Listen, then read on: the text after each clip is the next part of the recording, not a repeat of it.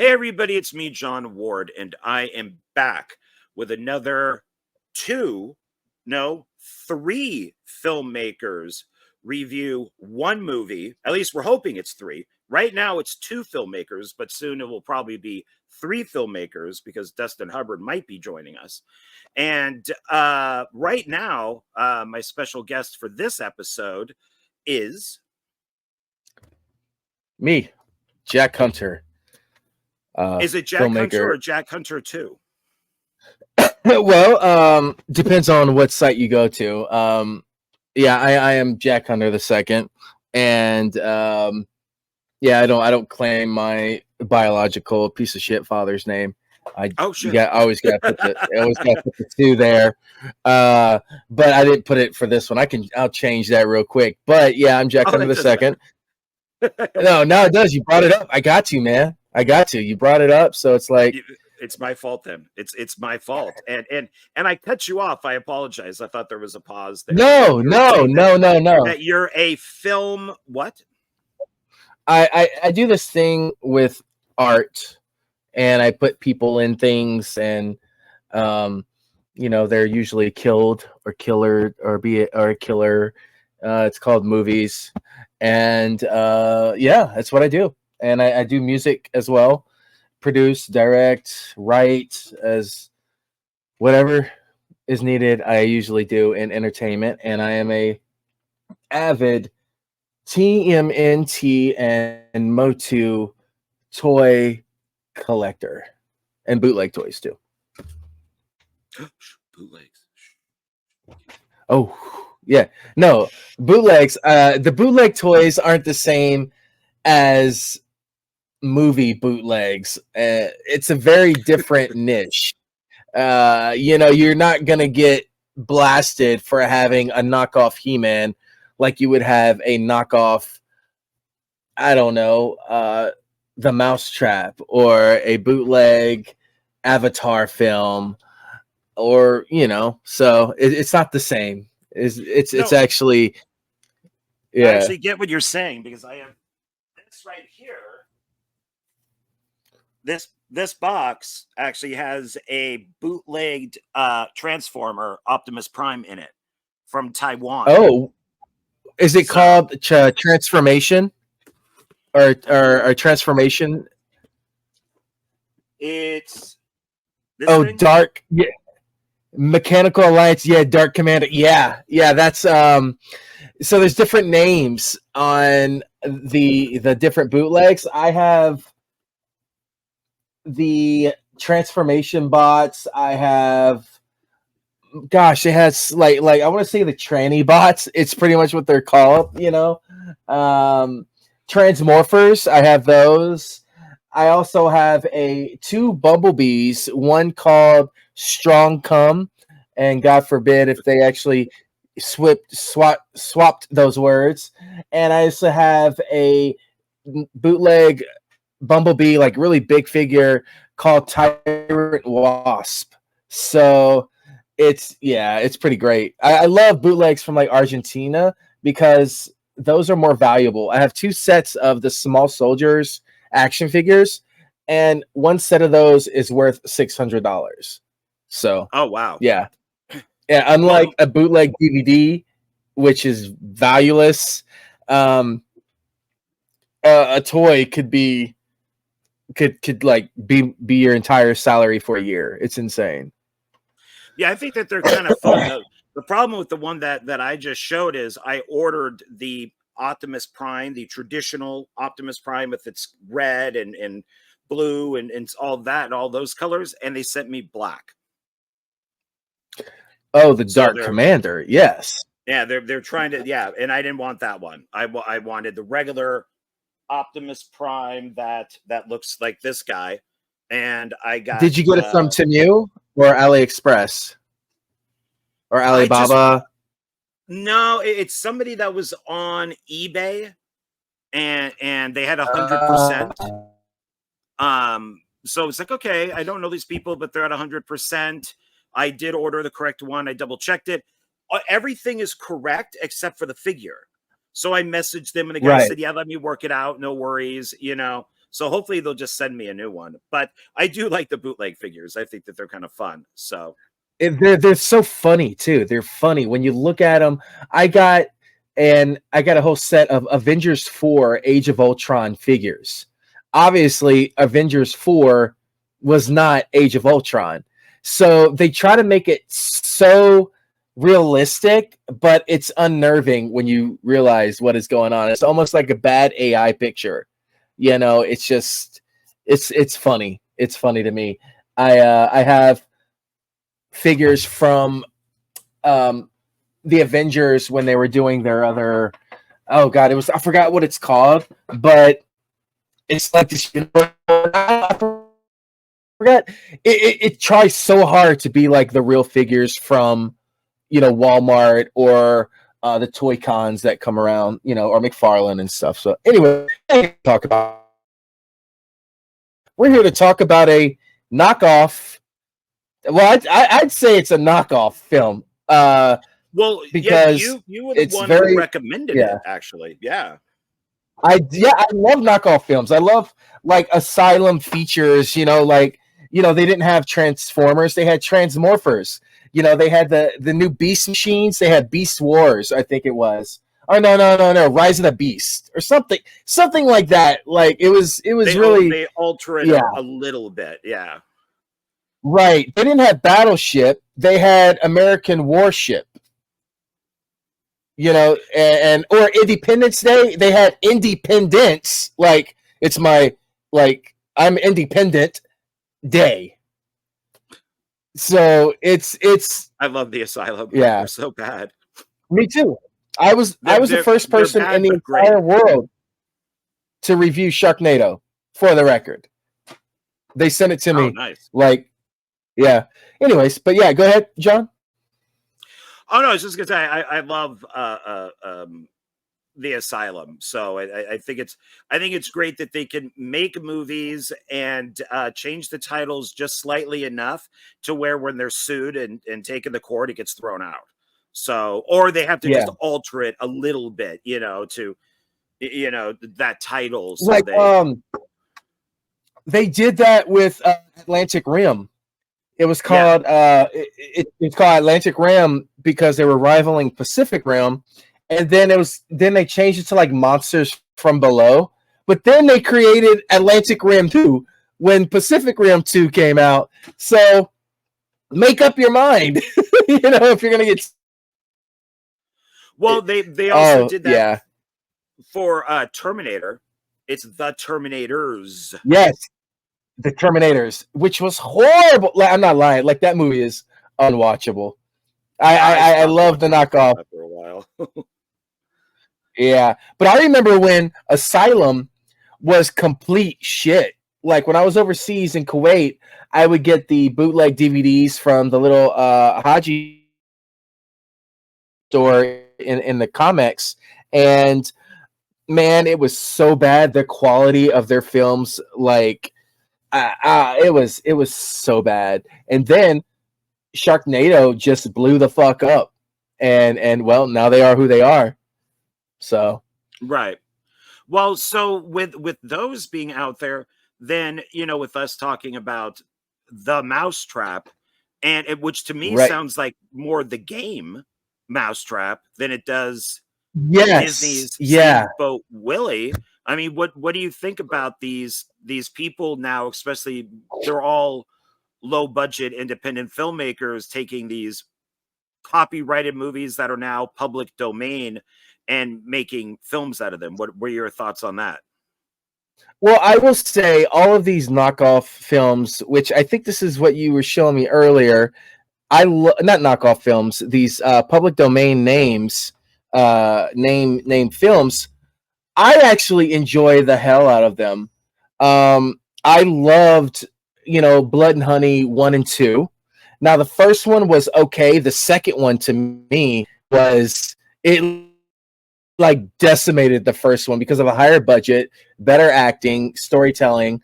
They have like Three Blind Mice. I think that company also came out with. I haven't finished that one. That one it's kind of little rough, but it's on Tubi, so people can check that out. it wasn't the quality and how they're bringing everything into the Pooverse. I think it's genius. And if they have the budget to do it, fucking do it. You know, like I have my whole thing of when I first saw the Blood and Honey 1, I came up with a film called Killabunga. I made a concept poster and I've handed them out at conventions. And I think it'd be really cool if I don't think, you know, Ninja Turtles are ever going to be public domain, but I can also just use that term because it's not a real term. Cowabunga wasn't even a real term until maybe 10, 15 years ago when they put it into the dictionary. If I'm not mistaken, I may be wrong on that. So if I'm wrong, don't judge me. But you know, to say Killabunga, people will know exactly where it's from and associate it with, you know, with those. I think I absolutely love these types of public domain films. Now, I will say, just because I love them does not make them great films. So let's not get that twisted. Like, I love the entire concept of how they're taking these characters and what they're doing. Sometimes it's executed very well, but also nearly most of them are executed very poorly. But I give props to the filmmakers on attempting to do it. Okay. Yeah, because this, I mean, everybody seems to jump onto something like this. Like, you know, when Cocaine Bear came out, all of a sudden there's Marijuana Cow and Heroin Chipmunk, and you know, it's Well, didn't you see Cocaine Panther, or was it Cocaine Cougar, the #1 hit movie on Tubi? Didn't you see that? Made by your best friend. No, I didn't see that. Oh, you skipped that one? Damn, man. Yeah. I actually skipped them all. You know, I did see What? Cocaine Bear, but I skipped everything else. So You're not a good best friend, John. How dare you? How dare you? I know. And I'm even friends with some of the people who made some of the other drug animal related movies and have not. I mean, not all of us can make either. Not all of us can make a good shark film with boobs and just put like the terms apex mixed in with predators on the same cover. So not all of us can be that great. No, but apparently it was so great that they made a sequel. No, they didn't. Really? Are you really? Actually, I don't know if it was, I'm not sure if it was made, but I think it was called Apex Predators 2: The Spawning. I know that's the title. I don't know if it was actually made or not, but I'm pretty sure it was made. I could say so many jokes right now. You know what? Mickey's Mousetrap, aka Mousetrap, the Mousetrap. There really isn't I guess that the official term for the title for this film is called The Mousetrap, but all promotional materials for this had Mickey in the title. So I'm assuming because Mickey is not free domain, but Steamboat Willie is, they probably had to take off the Mickey part once it was released. Well, am I right in that? Is that what Wiki says? Yeah, because the poster does say Mickey's Mousetrap, but the movie says The Mousetrap. Yeah, so I'm thinking in order to avoid lawsuits and copyright infringement, they had to take off Mickey's. I would think so too. And to let people know what this is, so the movie is about, this is from IMDb, it's Alex's 21st birthday, but she's stuck in an amusement arcade on a late shift, so her friends decide to surprise her. But a masked killer dressed as Mickey Mouse, which he's not, looks more like Kevin Smith's hockey shirt and a Mickey Mouse mask, decides to play a game of his own. That right there takes away from it. I mean, come on. I mean, it could be a woman dressed up as Mickey Mouse. They kind of give it away, which he must survive. Yeah, they kind of give it away in that description of like who it is behind the mask, and if you want to build up some type of suspense, you don't. I hate to say it like this, but you don't gender it. You want to, but I guess because Mickey Mouse, and Steamboat Willie, it's they're dudes, so. I mean, I did watch Steamboat Willie right after I watched this, and it's got nothing to do with Steamboat Willie at all. I mean, it's the film. I'll say this first. I actually like the movie. I've seen it twice. Okay. And then I watched Steamboat Willie. So I actually enjoyed it. I had no problem with it. I have no reference to it. Like Winnie the Pooh, Blood and Honey 1 and 2. I have not seen those. So I have nothing to compare it to.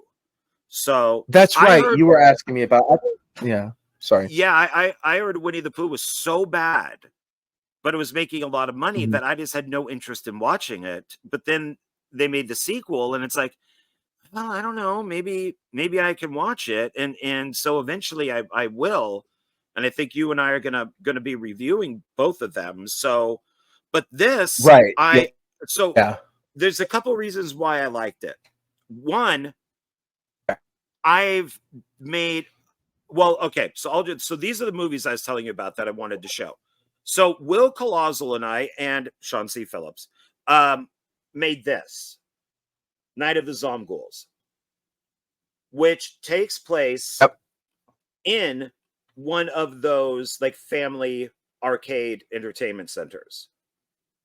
So I spent 4 days at our local one up on Sahara here, which is like a laser tag place, but it has all the same type of things that the Mousetrap has. They even mentioned laser tag in the movie, which is what this place has. So I spent 4 days in one of those places making a horror film, but this is more of a Five Nights at Freddy's type of thing. And I've seen it. So that has something to do with it. Then somebody that and I know, we're friends with, which is Joe Lujan, he did these two films in the same location. So Live Escape and Live Survival, which are his zombie movies, are shot in that same family arcade entertainment center. Oh, I didn't know that. Okay. Yeah. So spent a few days on each of these. So I have a little bit of a fondness for that type of thing. So I liked that it was in the arcade because I know the different areas that they're going to, even though it's a completely different place. It's like, oh, I've been on that thing. Oh, I know where that is. I was curious of why they used hockey. And I'm like, oh, this has got to be, this has to be Canadian. It's got to be. Yeah, it's got to be. Yeah, because hockey is like in Louisiana, hockey is not a thing.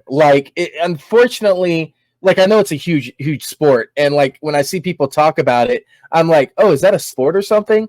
But I know what it is. But the whole thing with hockey, it's like it's not as big in America as it's perceived to be on movies, for sure. Yeah, I think it was more of a thing, I don't know, maybe in the 70s or something in America, because they even had that movie with Paul Newman, Slapshot, and that was Canadian. That's got to be Canadian too, because you think that's Canadian? Maybe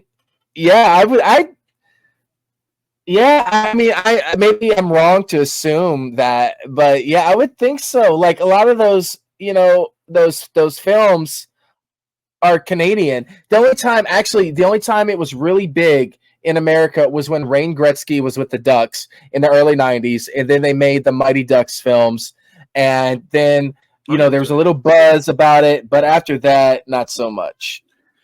Yeah, because we have the Knights out here. And so that's really big in Vegas. But I'm just like, okay, so this is reminding me of Kevin Smith, since he always wears the hockey jersey and the guy's wearing the mask. And so I'm like, yeah, this has to be Canadian. And I looked it up, and it is. So, but I did, as I'm watching the film, I'm like, I think this is how I would make it. If somebody were to hand me that script, and said, hey, you know, because if it's called Mousetrap, I probably would have made it a little more like Saw and had them in traps. Yeah. But if I was handed that script and said, hey, would you like to direct this? I don't think that I would have directed it much differently. I mean, I like the lighting. I think maybe throwing in some different angles would have been fine. It's pretty straightforward, but maybe throw a Dutch angle in here or there, or get up on a ladder and shoot straight down, or do something maybe a little more of a variety, make it look a little more comic booky. But I really did not mind this film, and it kind of makes me more interested in seeing both Winnie the Pooh movies. So, I mean, what were your thoughts on it? Well, here's the thing. Did I like this movie? No. Did I enjoy it? Yes. There's a very big difference. You know, there's the entertainment value, and there's a lot of things you could pick apart. I mean, it was an independent film, so it's not going to have that level of Hollywood. But I will say this, the attempt that the filmmaker made, and I think the success that it's going to get, they're going to be able to have a budget to make it even better, a better sequel. Because that's exactly what happened with Blood and Honey. Blood and Honey made 70, 80, around the 80 million at the box office the first time around. Yeah, and then their budget for the sequel was 17 million or 15 or 17 million. I can't remember. Or was it 5 million? I can't remember. But you can tell the quality increase, and the acting quality just went through the fucking roof. It was a great attempt, a great sequel. But for this film, it's like, am I gonna watch it for shits and giggles? Absolutely. Am I gonna watch it and show my friends, be like, yo, check out Mickey Mouse killing people? Of course. That's what it is. You know, I remember the night that Steamboat Willie went into public domain, they dropped this trailer. I don't know if it was them or another company, but they dropped a Steamboat Willie game, like a horror game. If I'm not, I think it was a horror game. And they just went apeshit. Now here's the thing that's going to piss me off the most. Like, this is going to be what's going to kill this and going to make it overkill, is all these companies creating something off a Steamboat. Like Damien Leone, guy from Terrifier, they're doing Screamboat Willie. There's another one I just saw that they're doing. I think it's called Massacre or something. There's going to be so many properties and IPs for this character that's going to be made. And if you don't have a budget of over $1 million, or, excuse me, a good 500,000, it's going to look like shit. And I think the only fair shot of this film looking good is going to be the Damien Leone's version of it when they come out. You know, it's going to star David Howard Thornton as you know, Screamboat Willie, and their storytelling is good. Now, I wasn't a huge fan of Terrifier 2. I love the first one, but the second one was just a little too much for me. Like, I support it, you know, got the Blu-ray, all that good shit, but like, it was just too much for me. But I think with Damien's vision and his eye for horror, I think it's going to be pretty badass. And that kind of brings me to, like, properties like The Grinch. You know, the Mean One came out last year, which I think you and I should review that this year if you haven't already. You got to let me know these things. I got your hookup, man.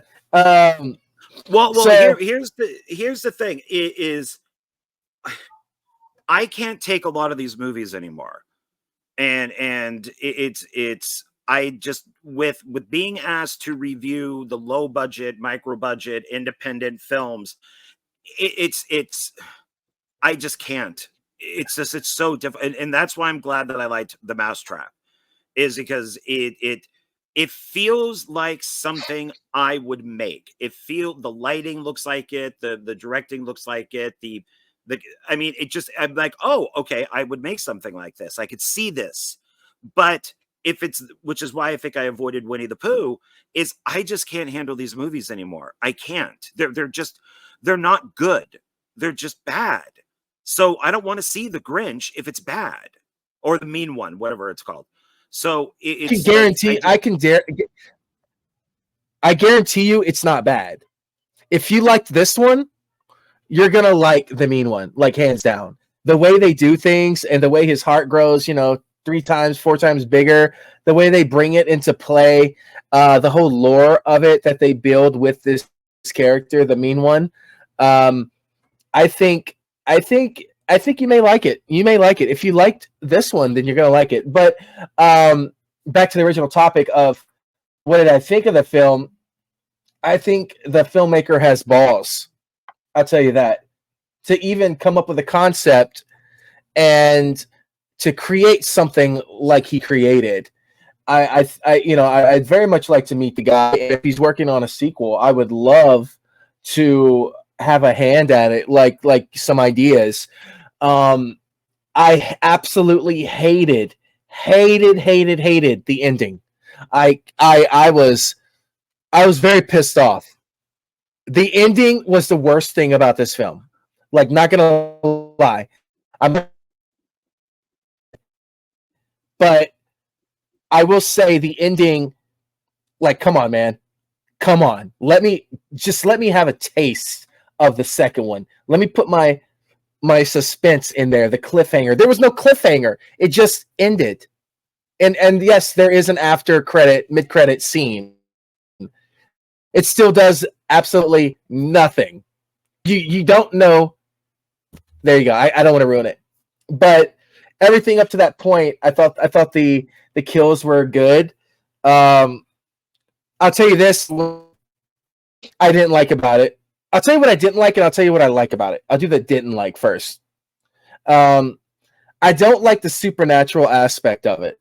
I didn't like how he could vanish and then reappear like freaking Scorpion from Mortal Kombat and smoke. Like, I think that was a good cop out when writing, well, but you got to think about, yeah. They need to explain why. If they do a sequel, then they need to because he goes into a theater, like a home theater. The boss. And Wait. So everyone, let's do the beginning of the film for them, because people are going to be like, well, we have no idea what you're talking about. We have not seen it yet.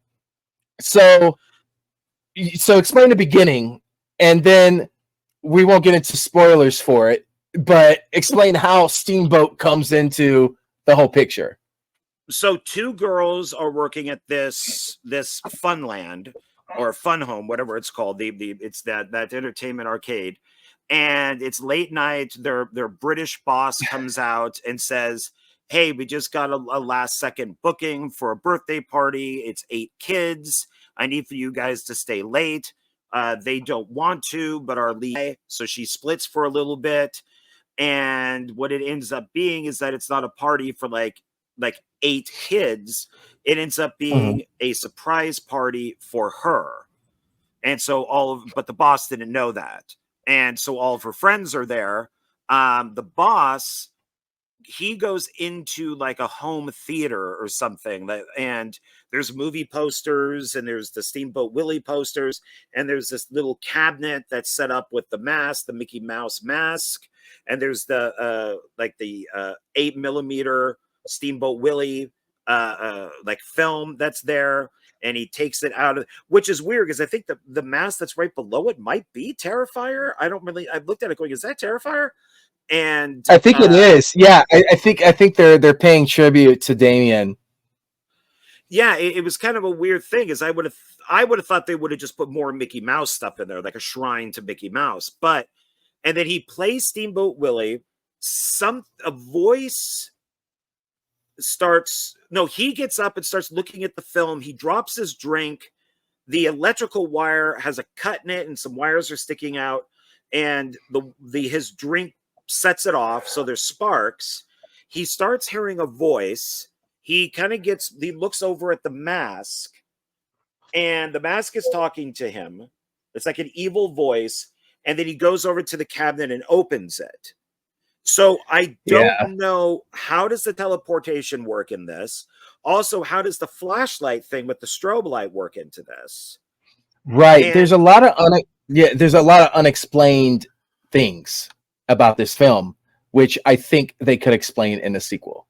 But yeah, so continue. I apologize. Yeah, so they now, to go off of what you were talking about with the ending, without giving it away, because this is still fairly new, it's the fog.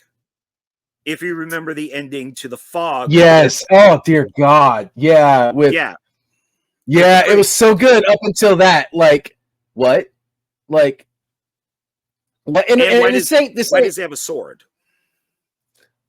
Right. And it's like, at the end of it's not an ending like The Mist. I'd take the ending of The Mist any day over this. Like this. Oh, the ending to The Mist is one of the greatest endings ever made. Stephen King acknowledges that.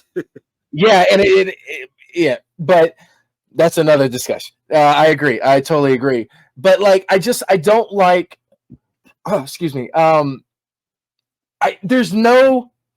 Oh God, I'm a writer as well. There's no exposition. There's none whatsoever, and I don't know if that was intentional or if they ran out of budget. Because obviously they're planning a sequel. Oh, excuse me. With the way the mid-credit ended, so it's like I cannot stand things unanswered, which makes me want more, because I'm going to continue to support filmmakers like him, because they make films that it piques your interest. Now, this isn't an Oscar-nominated acted film by any means. As a father, I was laughing my ass off in the very beginning when the kid's like, I don't want to date you. Why, when he was doing it, it was so cringe and real, because that's how kids are. They are that mean, like my daughter came up to me yesterday, Daddy, you're really fat. And I'm like, what? I'm like, what? Like, yeah. I'm like, but these aren't kids, though. They're 21. No, I'm talking about the little kid when she was giving his bobo, doing a Band-Aid over it. That's right. At the very beginning, the kid, if you put like a little Hitler mustache on him, would make a junior Hitler. 100%. That kid was so Adolf Hitler looking. It was bizarre. Yes, that was very risky, but I think it was more or less getting the attitude of the kid. Hey, wait, hold on, John. I think you may want to redo that line, because Hitler and you two, something like that might trigger an algorithm. So if you want to re-say that line, it's already out there, man. And I don't get paid for this, so. Oh, okay. Yeah. Oh no, okay. I don't care. I swear and do all that stuff on here. So it's my big problem with that whole scene is I could not understand one word the little girl was saying. Not one. And I even went back and watched it a couple times. I could not understand her at all.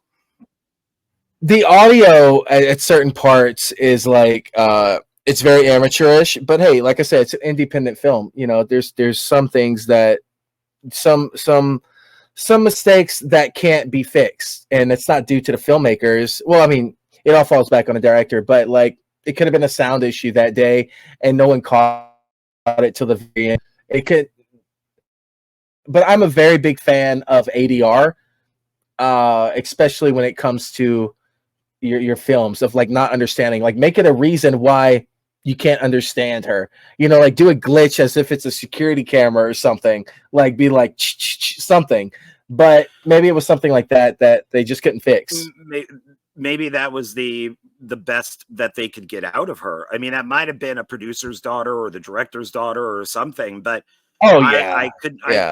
I watched the film twice. I've gone back now 4 times to try and understand what the little girl says, and I still have no idea. It's supposed to be something shocking that the 2 employees, I can't remember. I can't yeah, remember. It was, yeah. I just couldn't. I'll have But to. the boy, I understood perfectly fine, and I like his comments to her about dating somebody older, and I thought that was, that was fine. I thought, It was hilarious. It was so cringe.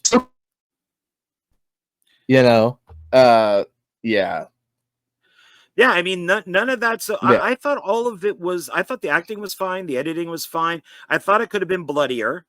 Especially for an indie movie, I think you want to make it as gory as possible. But because they're in that arcade center, they probably couldn't get blood all over the place. Yeah. So they were limited to maybe what they, what they could do. There is a major goof in this, a huge continuity Oh, error. There is one. explain. So the Mickey Mouse guy goes around with a very obvious fake knife. It's like a spirit, like Spirit Halloween type of knife that's like a Michael Myers knife that's plastic.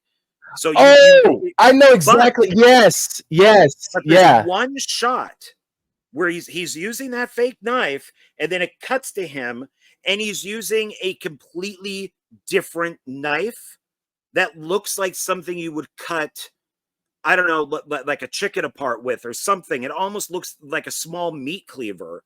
And then it cuts back to him using the fake knife again. So I See, don't know if they continuity. just, Yeah. I don't know if they just forgot the knife, and they're like, oh shit, well, nobody would notice. He just needs to be holding a knife. But Well, I'm like, wait, yeah. What part was that? he's just standing there. I don't exactly remember where. He's just, one of the people look, and he's standing down the hall, and all of a sudden he's holding this knife, but I noticed that it's a real knife because it's like a stainless steel or type of knife or something, and it's reflecting off the light. And I'm like, that's not the same knife, because the other knife was incredibly dull and plastic looking. So yeah, I think I'm gonna have to rewatch it. Yeah, I think it's pretty. Yeah, those mistakes happen, and I try so hard when I'm filming to catch all that, for continuity issues, or if you say something, a phone that looks like, an iPhone 4 or 3, but yet you're holding like an iPhone 12. The audience will pick up on that. So, you gotta be careful sometimes. But I mean, if you caught on to it, not every person out there is like us that will catch little things like that too. Not everyone out there is a filmmaker, and not everyone looks at films the way we do. yeah, and I really look at this stuff when I'm going to review it. So I will Right. really pay attention to it. If I'm just watching it, it's more of a casual watch. But if I'm reviewing Right. it, then I'm really kind of studying it. But I want to go back to something that you had mentioned about like these other films that could be based on like Yeah. Mickey Mouse stuff. So there is one that's called The Vanishing of S.S. Willie. Then there's Mouse Trapped. Is that a sequel to this? No, that's like a web comic. Oh, okay. Mouse Trap, Infestation Origins. That's a game. Scream Boat, which I think is the one that you were talking about. Yeah. Mouse, which is a game. The Return of Steamboat Willie horror film. Mickey vs. Winnie. So, oh, an upcoming crossover film where murderous versions of Mickey Mouse and Winnie the Pooh come into conflict after both have entered public domain. It is not related to the Mousetrap or Winnie the Pooh Blood and Honey. And then there's also Steamboat Killing, which is a novel. Well, there's another film that's similar to the Steamboat Killing thing. I saw it advertised on Facebook, like, the pages you may like, because I talk about, Steamboat Willie. So, yeah. And Winnie the Pooh Blood and Honey, its budget was $100,000. Yeah, the first film. And you can tell. You can tell. But you can tell. It made $7.7 million. 7.7. Okay, yeah, that makes more sense. That's a hit. And then part 2 made over 80 million or 70 million. Like, you see, if I'm not mistaken, that's why the Poohverse is expanded with like Peter Pan, Bambi. They got that they're working on. All these like childhood characters that we grew up loving are now getting that horror twist to it, and I am absolutely excited for it. Like, I don't care if the movies suck. Like, I still want that in my collection. I still want like the poster hanging on my wall. I think amazing just to see. Well, and obviously people are liking the Winnie the Pooh stuff because the sequel was $500,000 budget, but the box office was $7.5 million. Where am I getting 70? I know it. Maybe I don't know. I don't know where I'm getting this that is Wikipedia from. is what I'm going off of. So that's normally my go-to source. Let me go to my source real quick just to confirm, because like I know that movie. So basically, $7.7 million in box office. The profit percentage of that is astronomical. That's insane. Hold on, Winnie the Pooh. Yeah, there's a whole thing now. The Poohverse, Monsters Assemble, which is with Bambi, and there's a bunch of Little Mermaid. I think too. I think of all those characters that Peter Pan's Neverland Nightmare. Yeah, but their posters look cool. Like, I will hand it to them. Now the films probably not so much, but I still love their ideas and the fact that they're doing sequels and making this a whole monsterverse. Kind of like what the Dark Universe wanted to do with the Mummy. The fact that they're doing it and they're not giving a fuck about it, I think it's awesome. I think that, because it's all the director, that Rise Frake Waterfield. And it's Winnie the Pooh Blood and Honey, Winnie the Pooh Blood and Honey 2, upcoming, Peter Pan's Neverland Nightmare, Bambi the Reckoning, Pinocchio Unstrung, Poohverse Monsters Assemble, Winnie the Pooh Blood and Honey 3, and Awakening Sleeping Beauty. This guy is incredibly smart. So I think the director of the Mousetrap needs to get on board with this. I think that he then needs to start finding these public domain characters. But of course, all of the other guys seem to be Disney related. I don't know if he could do that with this. Maybe he could. But I mean, Winnie the Pooh crosses over. Winnie the Pooh plays on the Disney Channel, so it is still a Disney character. It's just the original. It's the novel. That's why they can't use. I think like they can't use. Is it Eeyore? No, they can't use like one of the characters that Disney invented. Eeyore is not in the Poohverse. I can tell you that now. Yeah, because that was created, I think, by Disney or something. So if it's created by Disney, you can't use it. But if it's in the book, you can.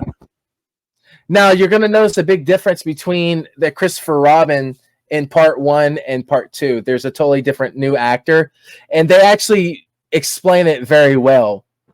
Like I know we're not talking about that film, we're talking about Steamboat, but I'll just throw it out there to you.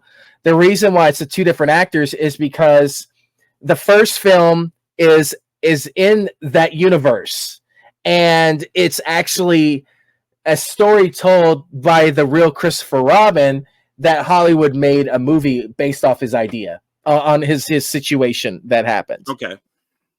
So that's how there's two people playing the characters, and when you find that out, it's very well done. Like it's very classy on how they threw it out there to people, and the graphics and everything. You know, it's a situation like Terrifier 2 to Terrifier 1.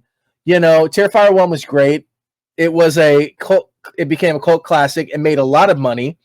So they amped up the budget and made it more for the sequel. Maybe a lot more gorier than they should have, but still, it was the quality just like increased dramatically, and that's exactly what it is on the second one, because you get Tigger, you get a real Tigger, you get Piglet, and they all look very different, and because of the budget, you know, and the way they say their lines from the movie, I mean from the series, in the most horrific way, is done very, very well. I'll say that.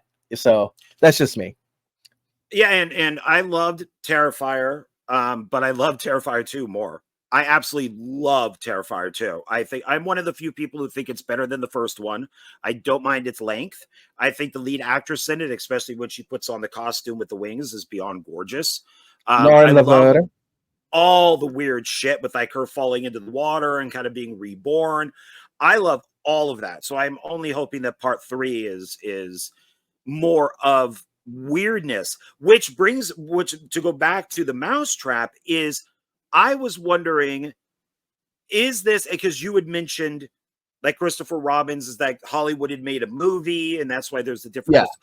I'm wondering, is the Mousetrap, is what we're seeing real?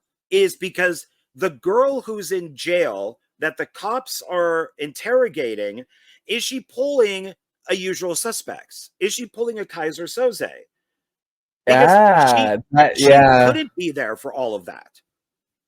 A guy, yeah, she's explaining everything. Yeah, the people hooking up in the little the I don't know what you call that in the tunnels. I don't know. That's a good that's a good observation. You know, is she? But we're not saying who it is, by the way, everyone out there.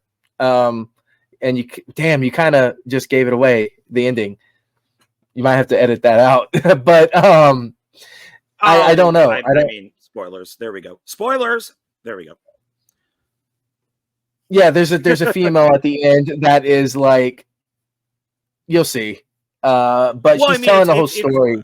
Yeah, it's right at the beginning of the movie, so we know that she gets out of jail. Let's just say that she gets out of jail, like she's not there the whole time. So she's just narrating everything that happened. But the thing is like, how does she know what they're doing up there in the tunnels, in the playpen? Like, what do you? Yeah, they don't really explain excuses. I mean, the cops will say, well, how do you know that if you weren't there? And she'll be like, well, my friend told me, or I saw it on the security camera, and then the cops were like, well, here's the laptop. The security cameras were wiped. So she gives all of these different explanations for things, even though she's not in the movie a lot. Out of all the friends, she might be in the movie the least. So how would she know exactly what was going on? And maybe she's secretly Minnie. She's secretly turning into Minnie Mouse. That's not out the. No, and Minnie is in Steamboat Willie, so I wonder if that version of Minnie is also public domain. I don't know. Let me see. Let me chat GPT this real quick. Let's see what chat GPT says while we're doing this. Oh wait, let me get on Wi-Fi. Duh. Is the female version if you have any more questions or need further details, Just let me know. Okay, I will. I'm asking you a question right now. And the Steamboat Willie short from the 1920s and 30s is the female version of Minnie Mouse in public domain.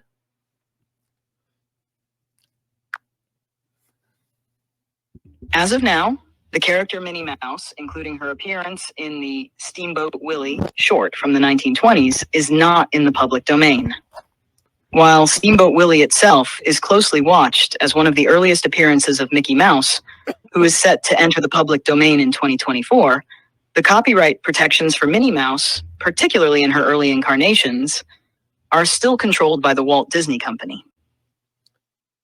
In general, Disney has been very active in extending the copyrights on their key characters, including both Mickey and Minnie Mouse. Even if certain elements of the original Steamboat Willie cartoon enter the public domain, Disney's versions of these characters, as they've evolved over the years, would still be protected by trademark law and other copyrights for the newer depictions. Well, there we go. So to sum up. Okay, so it's not. I mean, she could still be an accomplice, you know, in the second film. She could, right? But she so, can't wear the mask.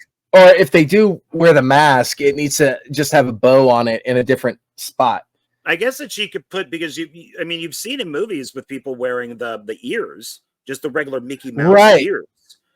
Yeah, so but the likeness, maybe that. Yeah, you just can't have her look like Mickey Mouse. I mean, her bow's in the middle of her ears. So if they put the bow like on both ears, and they drastically change it more than 15% or 17%, the look of it, then they could get away with that. They could get away with using her as that character, but they just can't do the whole polka dotted dress and shit. Like that's they probably were the reason why it looked like a hockey jersey and everything. Was because when they made the film, it wasn't public domain, so they didn't know the laws. So they just had the mask. So they had to like probably tread a thin line before it became officially out there, you know, as public domain. So that's probably why they did that. Yeah, it was. I mean, and I don't mind the hockey thing because you also had the friends that were in the bar. You know, the boss had the hockey shirt on. The jerky friend had the hockey shirt on. So you do have these different people that you, I guess, technically could think it is when we know it's the boss. But my I guess for the people too, being chased, it could be somebody else. Yeah. Now my question, were these college age kids or were they high school? Because I know the girl turns 21, but like is the hockey team that was at the bar waiting, you know, which apparently was next door, because that didn't really make sense. Because how did Steamboat go from there to there? He walks in through the door. You know what I mean? Like, was it next door to this place? That was never explained either. I thought he teleported. No, I think he walks in through he walks in through the door because they turn around and see him. I mean, I'm guessing that it's nearby so that they could just get the word and come over and rough up the geeky boyfriend that likes our lead actress, because one of the guy that's with them that's in the hockey shirt also likes her. So I thought that was what was. See, I got confused on age because maybe in Canada it's different. Is they mentioned to our lead actress, oh, you're now like leaving childhood or something, and so we can now go to a bar. And I'm like, oh, so she's 18. Yeah. And then they talk about being 21, and it's like 21. Oh, okay. Yeah. I guess to go get a drink at a bar, 21, but leaving childhood would be 18, not 21, unless it's thought differently in Canada. Well, hell, it'd be 13 technically. Puberty. Leaving childhood is when you leave puberty. Yeah, I guess so. Yeah. So I don't know. It's very. Yeah. there are some things in it. Like, I thought the murders were fine, except I wish that they were gorier. But I did like the scene where our lead actress is inside and the other employee, her friend, is outside walking, and she's going up, and the camera's just following her as she's trying to warn her friend not to come in. That to me felt very Italian. It felt very giallo. It felt very, kind of Argento-ish. And I like that.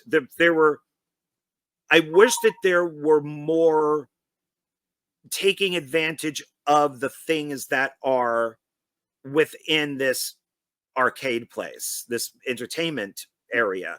Like the guy who's on the roller coaster. One, I was curious where they put the camera, because I was looking at the seats as it's going around. I'm like, how did they mount the camera and not worry about it spinning off? Because he wasn't going in fast motion. He was just moving. But maybe he goes so fast that his head gets ripped off, or when he spins around, there's Mickey and cuts his head off. But instead, he just kind of stops, falls because he's dizzy, and then wanders away. Yeah, nothing. There's not a lot of things that are actually explained, like we said. It has, it has one of those. There's a lot of confusing moments in this film, and that's not necessarily a bad thing, but it's not necessarily a good thing either, because it's kind of it's very like what like are you kidding me right now? So. Yeah, I don't know, man. I don't know. I'm trying to share. Needs to explain things. Oh, go ahead. Definitely. I'm trying to send. I'm going to do a screen share here in a minute. Dustin, who's supposed to join us, I don't know if he is. He sent me a movie poster for another Steamboat Willie film. Here, I'll send it to you through Facebook, so you can bring it up on screen, and we can discuss this too. I think this shit is gonna unfortunately lose momentum by the time Screamboat comes. Like, I really think that's what's gonna happen, and I think it's a real big risk for Damien to do this. Because if you have so many incarnations of a character in film, it's just going to get overkill.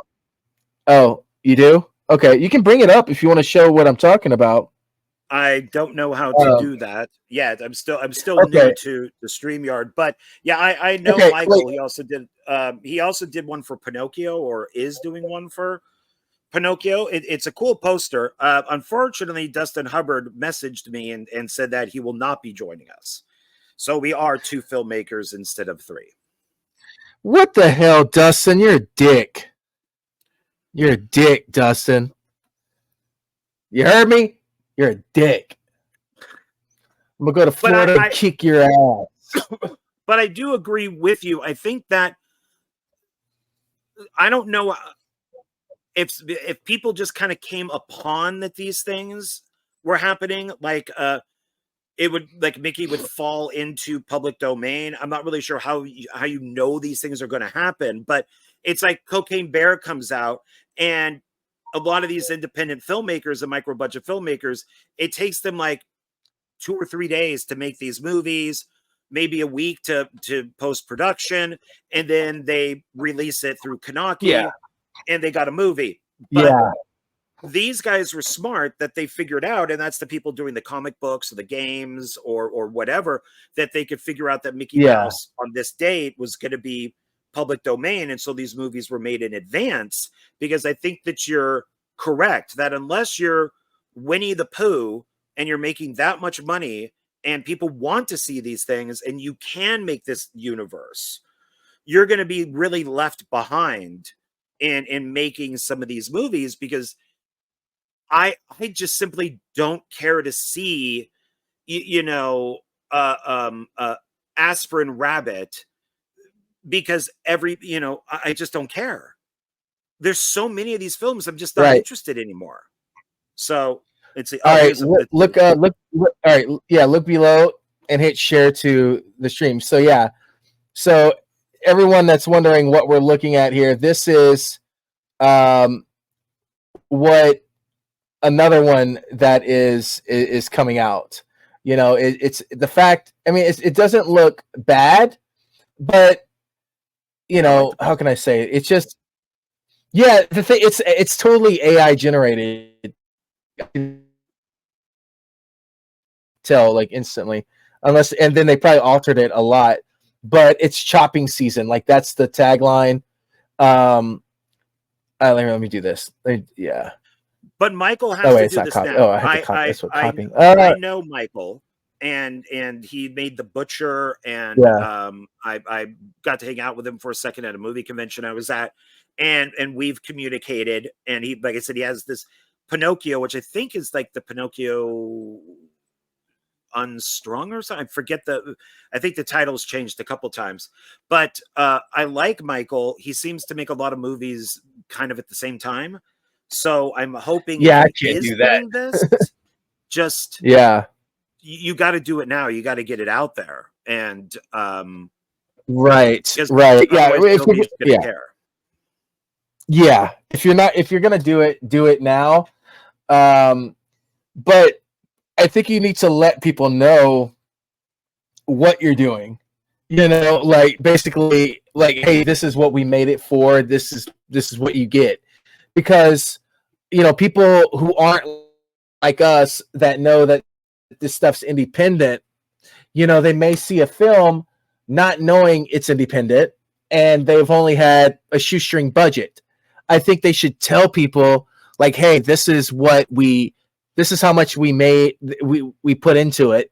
You know, this is what it is, and we hope you like it.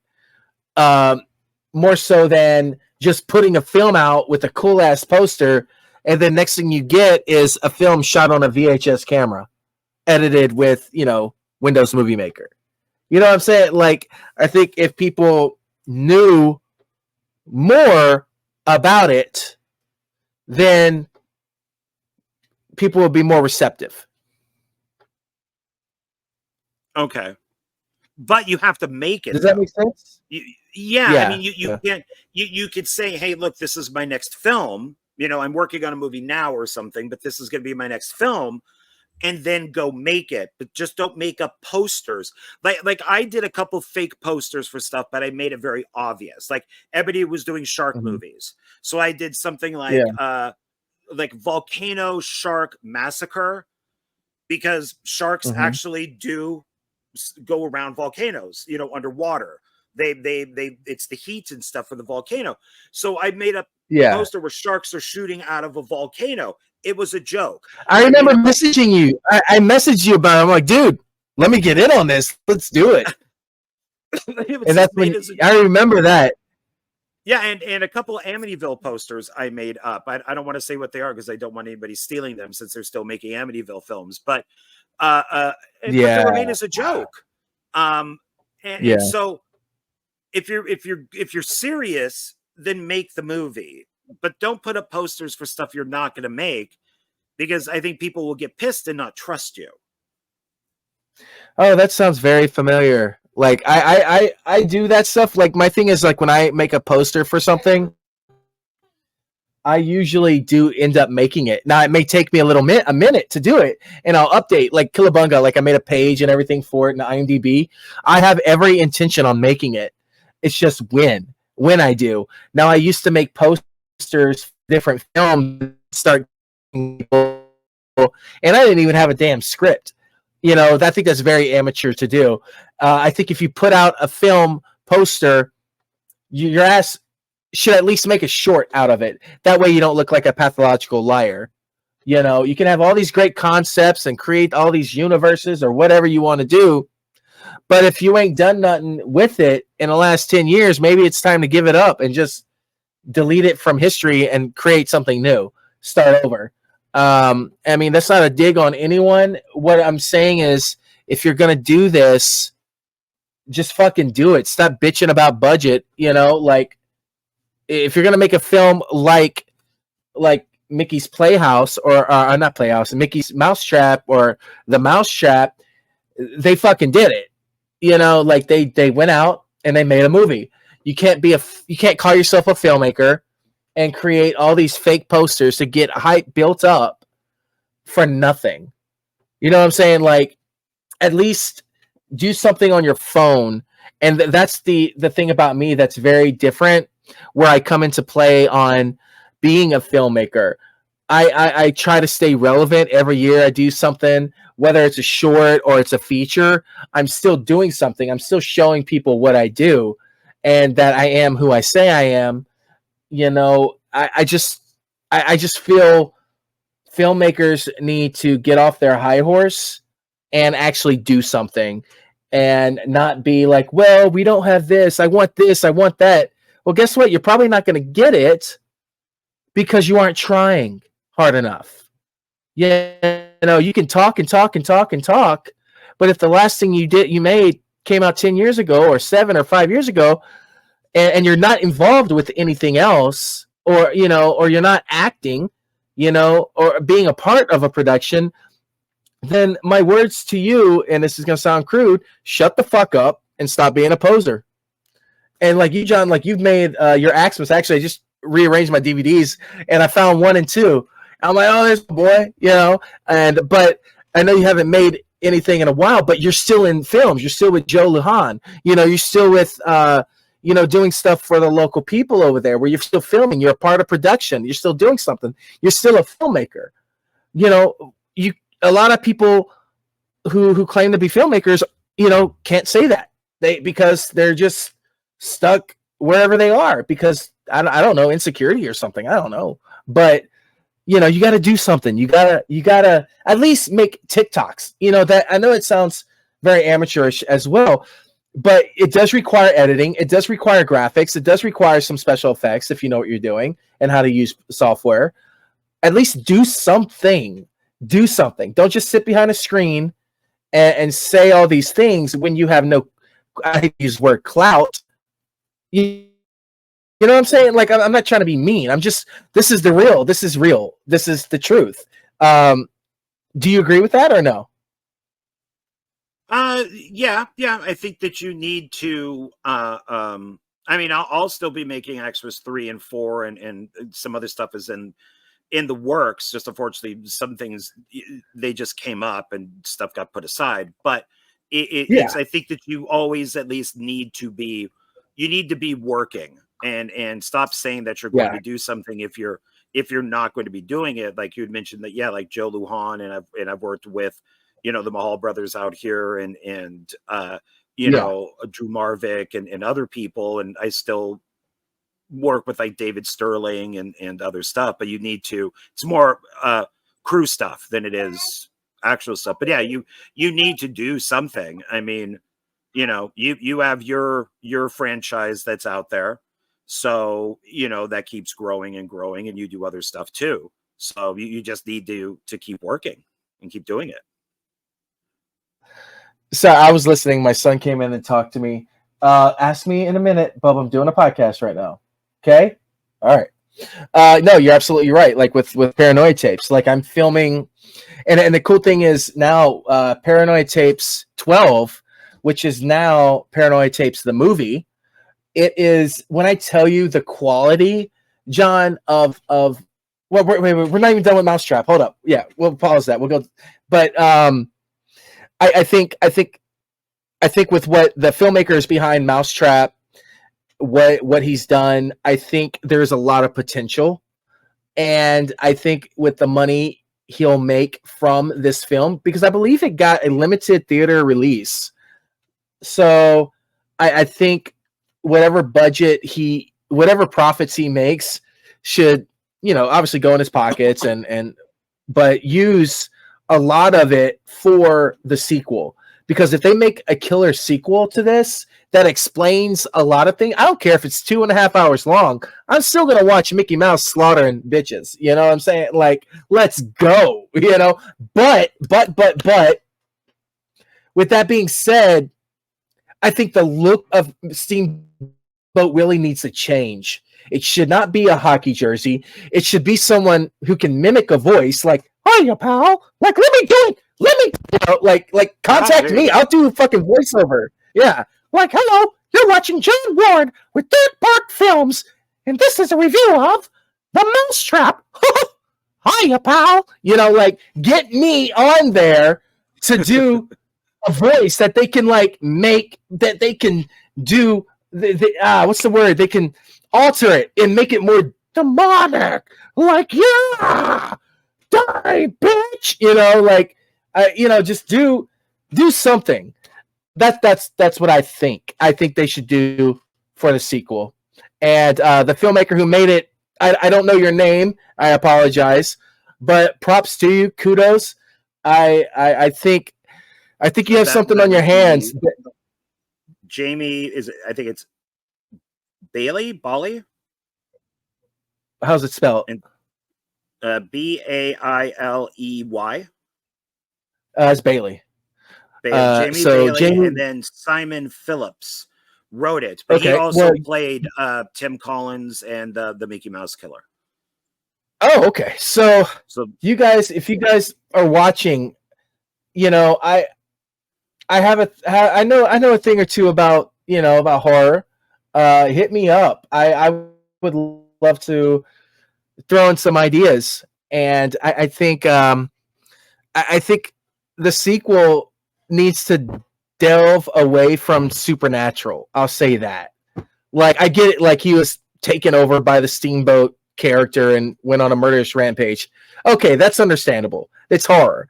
But when you bring supernatural into something about the disappearing and shit like that, it's kind of cheesy. I as a fan don't like that type of stuff. Like, I think that's what we all have our different ideas of Halloween and how it ended and Halloween Ends.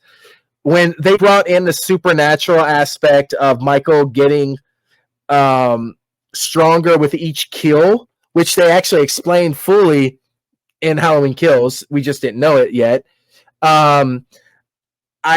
It took away from the character. I can't rewatch the old classics now without seeing that Michael, like, every time he kills, he's getting stronger and stronger and stronger. He's like, he's not the Hulk, like, the angrier he gets, the stronger he gets. I don't know. It's just me. That's just me. But I would steer away from the supernatural effect and actually make it a straight on horror film, like a whodunit mystery. Obviously, we know it's the boss, that because his accent was not hidden when he was behind the mask. So, yeah.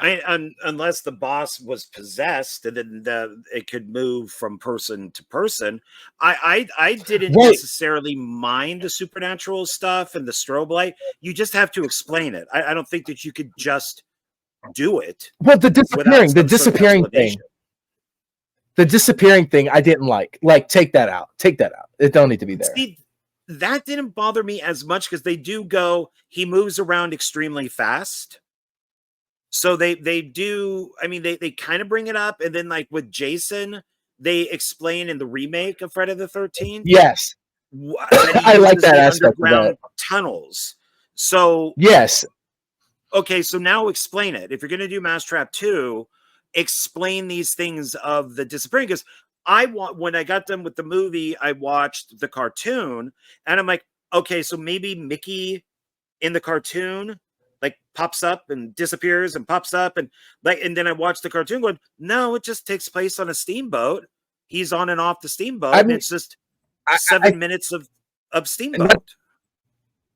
Now, not to give away or the idea, I don't want to be taken, but hey, it's copyrighted now since it's going to be on the show. But my idea for a sequel on why everything is happening is that Steamboat Willie, the character in the short film, is pissed off that his IP of who he is, no one cares about him.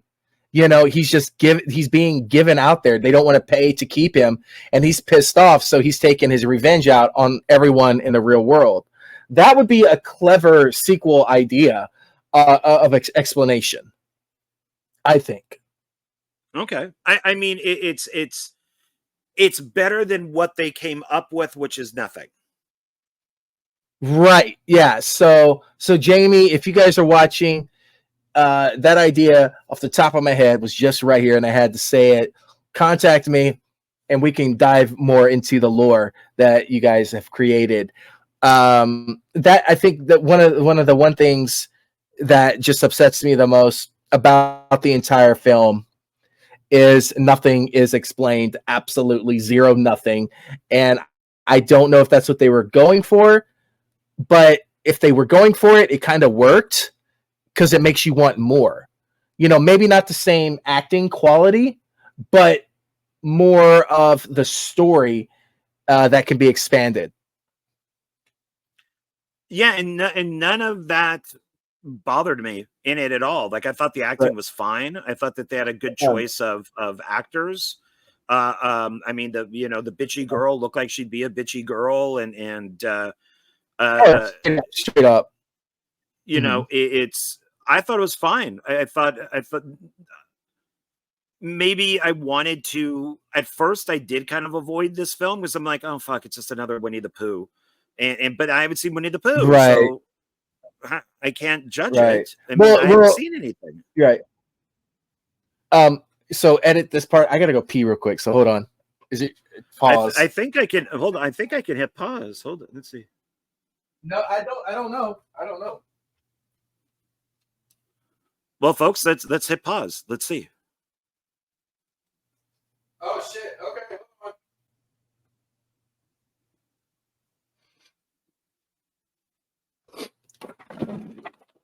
So as I was saying, I think yeah, so the film, you didn't have a problem with it. I have a problem with it. That's what, makes us, fans of the genre. We see things differently. And when two opinions become one, because tonight is a night when two become. Anyways, Spice Girls. Yeah. Well, there could also be, and like I mentioned with the three films that, I showed that I'd worked in that similar type of location, is also AXEMAS 1 and 2 are more or less one location. They're in the storage facility. So you film with what you have. So if I have a storage facility that I'm allowed to shoot in, I'm gonna use that. Even though it's a Killer Santa Claus movie, it takes place at a storage facility. This guy might have had access to that arcade, entertainment center, and goes, okay, so we're going to make a Killer Mickey Mouse movie in this place. Or maybe he did like what Joe Lujan did or Will Colossal did with their films, which is you rent it. And you can only Will's an asshole. Fuck him. No, I'm kidding. Love you, Will. I love Will. I'm fucking with him.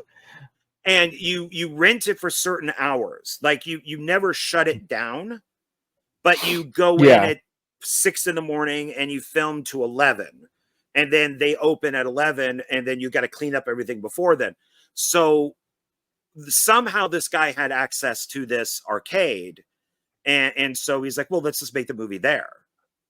I have a feeling this movie was made in less. I mean, the way I look at it and the way it was done, because there really wasn't a lot of angles. There really wasn't a lot of switching up. It could have been done in 2 days, clearly, like over a weekend when it wasn't open. I think that's one of the things about the film that I think I'm right about. I think it was rushed, maybe because of time. Now, if it wasn't, cool, so be it. But I think it was a little rushing going with it to get it out in time for them for whatever reason. And if not, then I apologize, Jamie. My bad. I could be totally wrong, but I think I saw something about the film was made or started in 2016. And now it's just coming out. Yeah. Oh, hold up. Let me see. I might be totally wrong with that, but for some reason that seems to. Maybe IMDb. By the way, Horror Nights, I just got it from Troma now, made $3.69. You are rich, man. You should retire on Bro, this. I know. I just emailed them back. I'm big ballin'. Wow. Okay, thanks, Troma. I don't even know if that's really how much I made, but oh my god. Hey, you know what? $3.69, and my producer share is $1.85. You know that. Yeah, I mean, I only get updated every 4 years, so cool. They actually sent me a check for like $9 in 2020 or 2021. Like, I was like, you guys are. I didn't even cash the shit. I just threw it away. I'm like, fuck. Oh wait, I think I did keep it. I don't know where I. You should frame it. Right. Okay. So let's see. How long did it take? Yeah, I got to be wrong about this. I have to be wrong. I'm looking too, and it's. Yeah, that doesn't sound right. If they took it that long, then someone fucked up.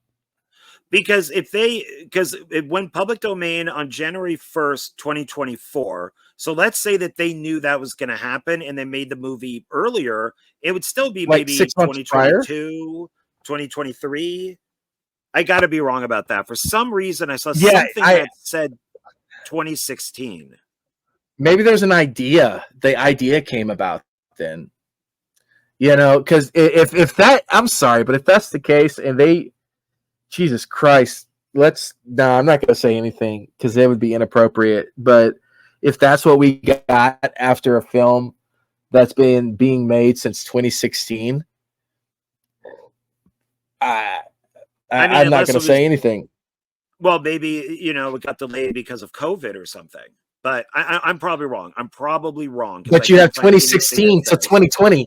That's an entire 3.5 years in between. You know, that the quality was good. Like, that's the thing. It was in 4K. So it's like, it doesn't look like they didn't even have that then. You know, it wasn't readily available. I'm most likely unless wrong. they had a badass I don't know red. where I saw that. Yes, I think you're. Jamie's going to be watching this, and him and Simon are going to be screaming at the TV like, "What the fuck? No, John, you're wrong." So, comment below if he's wrong, which I really hope you are wrong, John, because I'm pretty sure I'm wrong. I'm absolutely sure. Maybe they started like an Indiegogo, and they were planning it and just been tinkering with the idea since then.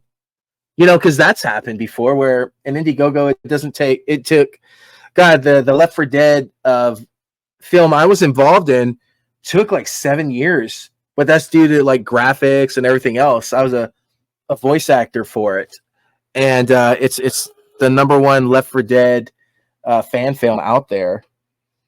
And yeah, so I think yeah. So that happens, but the quality, does not look like it was in 7-year development. It looks like it was done very well. If you want to find that's on YouTube. Wrong. By the way, everyone, you're wrong. What? Say that louder. I didn't hear that, John. Wait, what? That you're wrong. Wrong. But I already said I'm wrong. I'm wrong about me. I'm wrong about many things. So I don't know. Maybe you're right. Yeah, let's talk about. They've been planning this for a while. I don't know. I just saw something. I thought that just said 2016. So, but I'm probably wrong. Well, I mean, like I said, they could be planning it and having an idea since 2016, but they're like, how are we gonna do this? It's copyrighted. The next thing you know, a year out, you find out that the next year it's going into public domain. So that could happen. Yeah, that could happen. I think I had an idea for Will and I to do, like how he made Silent Night, Deadly Night 3. Mm-hmm. I had an idea because of the competing person that took it over that thinks it's his franchise.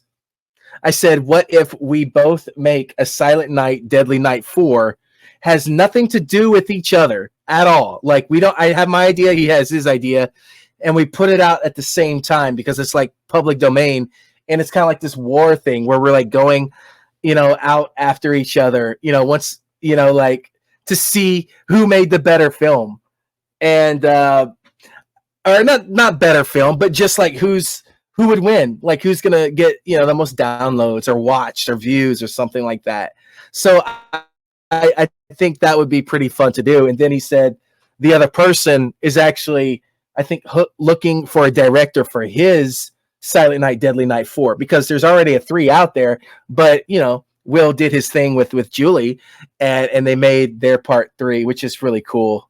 So God only knows what's about to happen, because once that comes out, like I really do want to make a Silent Night, Deadly Night 4. And having not seen any of those films, I think I tried to watch the original and I got bored as hell with it. And I turned that bitch off. So don't judge me on that, but Well, I mean, I know it's done through retro exploitation. So that's John New Wave. He's the guy that's been doing it. So that's because the original film was, I think, like 1974. That's public domain. And then he hired Dustin Ferguson, to do part 2. Oh, we're name dropping? We're name dropping now? All right. Well, that's not a criticism. That's just who made the movie. And then Ferguson, I think, thought that he was doing part 3. And then Will Colossal did, was asked to do part 3. So there was something going back and forth between that, because Ferguson thought that he was doing it. So I don't know what's going on. He made his own 3 though. Didn't Ferguson make his own 3? I'm pretty sure he did. I know he wanted to make part 3, but I don't know if he actually did it or not. So I actually kind of like part 2, even though there's a lot of flashbacks to the original movie. I didn't mind part 2, his part 2, so much. Wait, it was longer. It was actually longer than 35 minutes of real footage. Is that what you're telling me? There's a lot of footage used for the first film. There's a lot, but I thought that he did it okay. I thought he did it fine. That's the only compliment I've ever heard you give him ever. I actually give for I am to a degree a Ferguson supporter on a lot of his movies. I don't know if I can say fan, but I do like his Black Tree Forest movies are actually pretty good. But I can defend some of his stuff. Unless you've been called out in a rant post more than 4 times, you're not on my level of hate from him.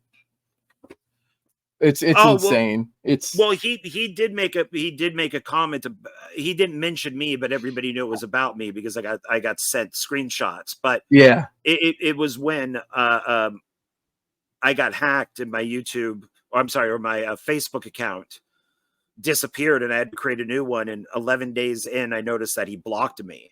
So I had made a post saying, "Hey, it's only been 11 days, and Dustin Ferguson already blocked." Oh yeah, me.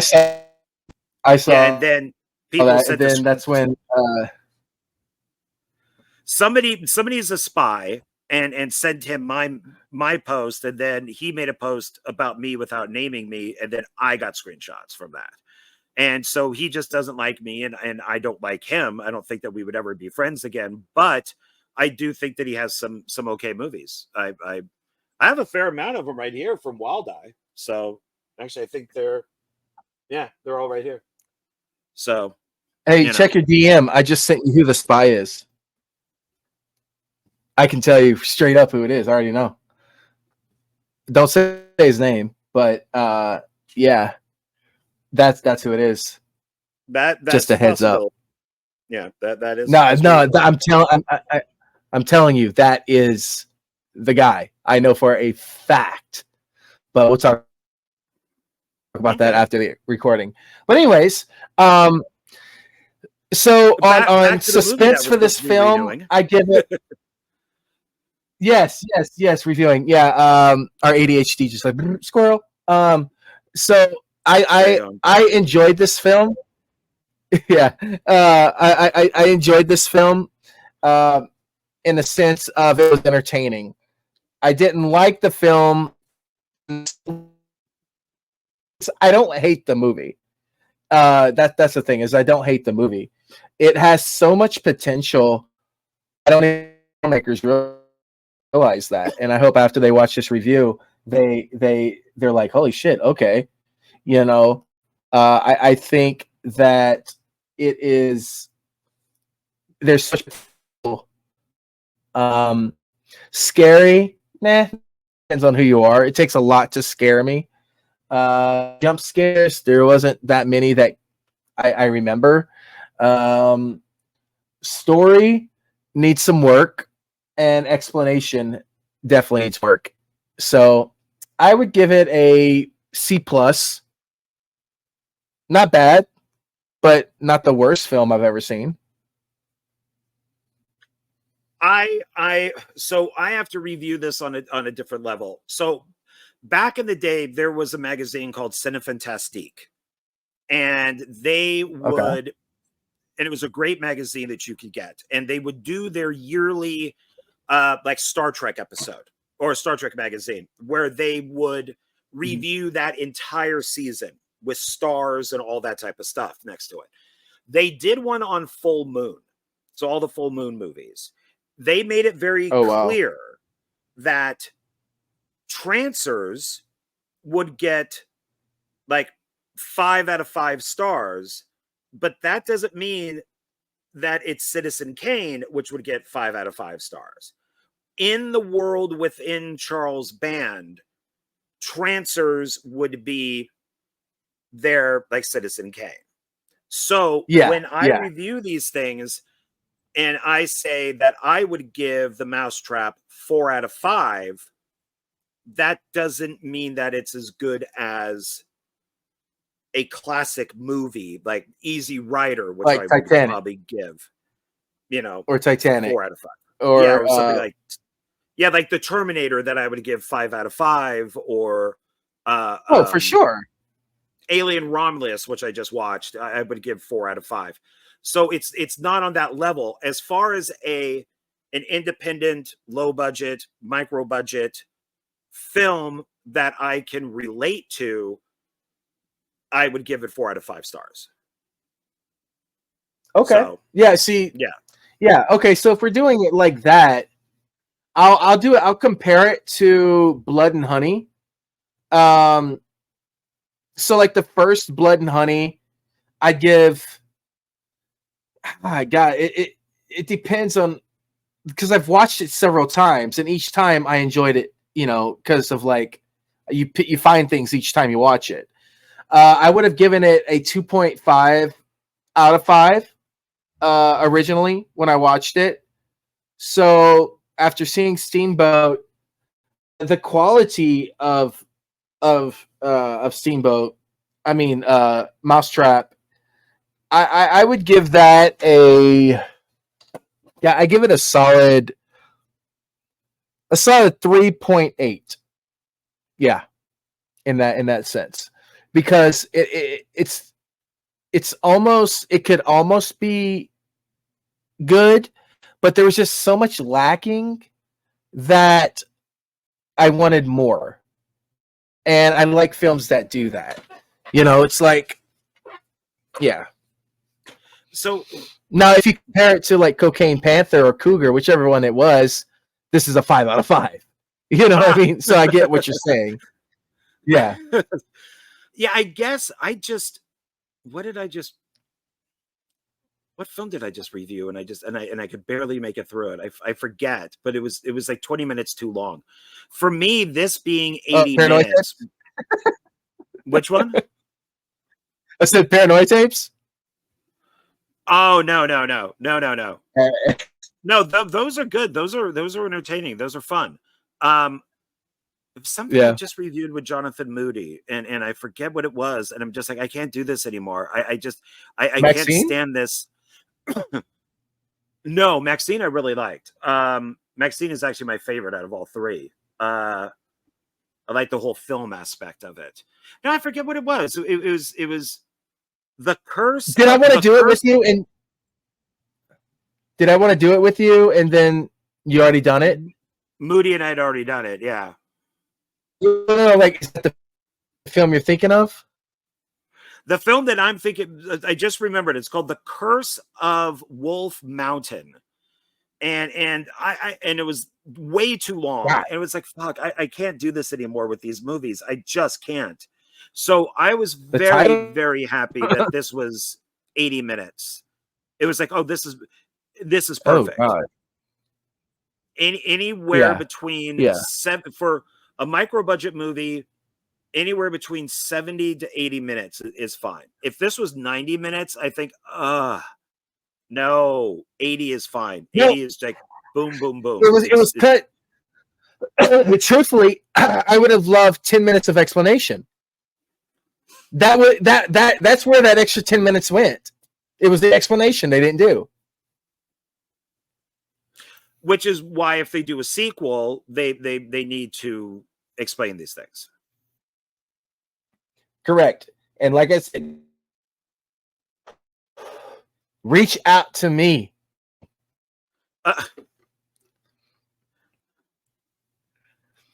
How cool would that be? Like I become a producer like that. I'm definitely putting it out there. Like, you want ideas? I'll write you a script in less than 24 hours, a 90-page script. It can be done. I've done it. And then you alter it however you want. I got you. Okay, well, he's putting it out there. Hopefully the right people will see this. And out the hell GPT. I do everything my own. So yeah, okay. All right. Well, is there anything else that we want to talk about, or should we wrap it up?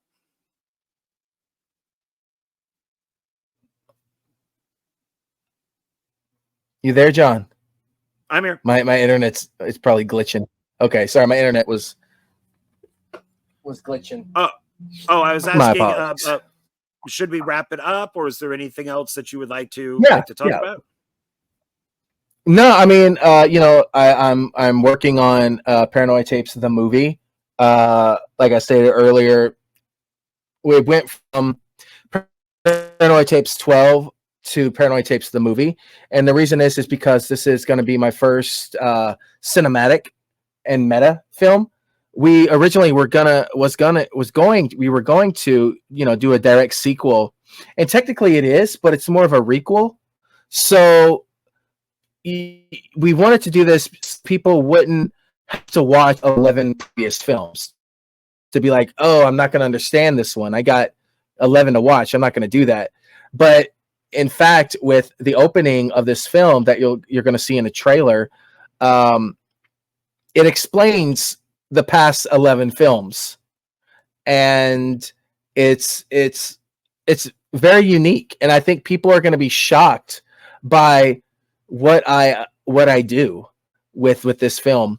With my film partner, Panic the Plug, he has an eye for cinema unlike anything I've seen before.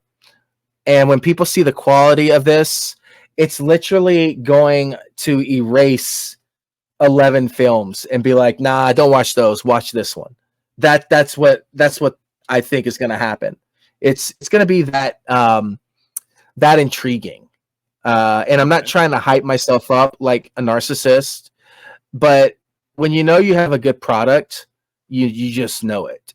And I'll say, of quality, it's good.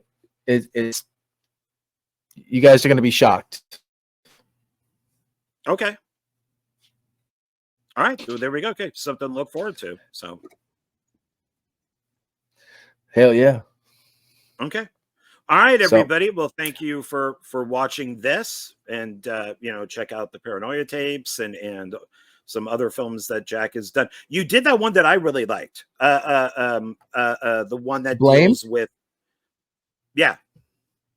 Yeah. Blamed is on Tubi. That is literally my baby. It was the first film out of like the 13 or so, or 16 that I've done, that it was like all me. Like when I say that, it was all my vision. There was maybe 1% or 2% like clips that people did to fill a certain part of it, like as a like a monologue.